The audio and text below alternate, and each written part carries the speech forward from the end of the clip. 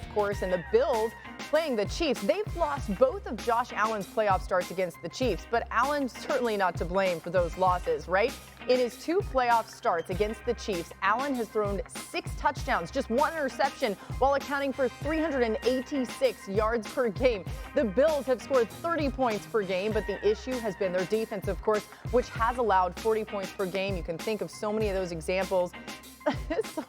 This is kind of a vibe. All right, Marcus, what needs to happen for Josh Allen to take those strong numbers and turn them into a win this time around? Yeah, Boogie, this game is going to be a lot about Josh Allen, but it's also a lot about Joe Brady. And I love what he's been doing, not only protecting Josh, but making sure that the game is ran in a certain vein in which his quarterback can continue to have success from 1 through 4 quarters. This was a sequence in the third quarter that I found against Pittsburgh, which is so unconventional of the Buffalo Bills to not let Josh Allen just go crazy in these particular situations. Game was still close. This is 3 of the runs. It was 7 runs out of the 8 plays that they ran in this sequence. They ate up 4 minutes of the clock against the Pittsburgh Steelers. And if y'all remember, RC and I were watching the game while we were doing Monday Night Countdown, and this was the sequence to me that showed the maturation process of the Buffalo Bills. It showed that you can make Josh Allen comfortable enough to when you ask him to make those dynamic plays, he's comfortable enough to do them without thinking he needs to do extra.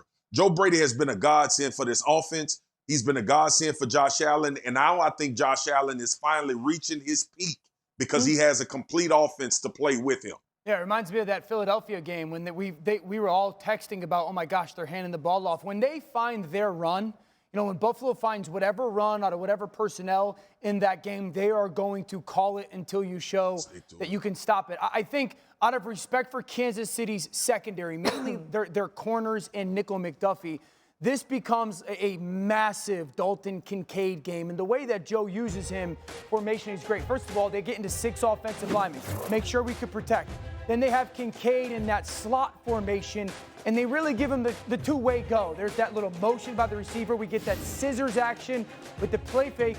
And Kincaid is so good that Josh goes, okay, I know you're going to win, so I'll create the window bigger for you. I'll stare away to Stephon Diggs, who still gathers and garners that attention, and then you got to separate versus man coverage. Don't run in a straight line. There's that stair step that Hawk talked about yesterday. Then they'll put him in that number 3 spot in empty. Speed down the middle of the field versus linebackers, 2 safeties. Again, Steph is away from him. Josh is staring there to get that safety to go that way. Dalton, beat him with speed. And then once you pass that backer, you got to give me your eyes. I've moved one safety, bend away from that other safety, and ball down the middle of the field. And then I love when they put him by himself. This is the old Travis Kelce. Again, away from Stephon Diggs.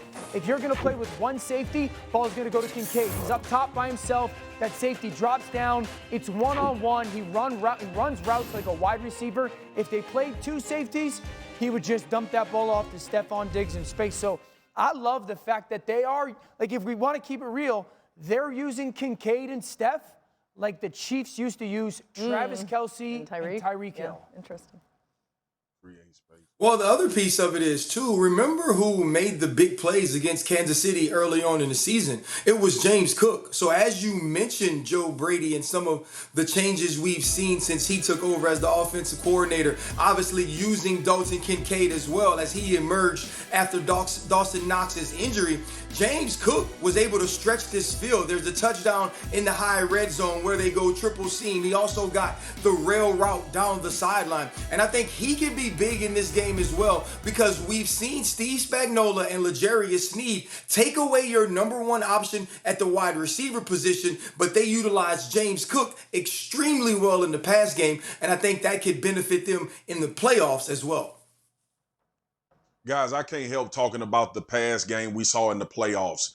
And the question becomes, and RC, I'm glad you pointed out James Cook, and I'm glad you pointed out Dalton Kincaid, Dan, because it's about who's going to be the other guy. You remember Gabe Davis was the star of the show in that playoff game a couple years ago. And because of what Steve Spagnuolo did to Stephon Diggs and bringing pressure, and Josh was able to respond time after time. Spags is going to bring pressure. Who's going to be the other guy? And Shakir right now looks like he could be the guy in the slot to create some damage as well. Yeah, in many ways, like this game's going to come down to what quarterback on third down in the fourth quarter makes one kind of those unbelievable plays with their legs that breaks the back of the other team and kind of either win or secure the game for their team. We know it's going to happen. Yeah, Dan, it could be an overtime, as we've seen before with these two quarterbacks.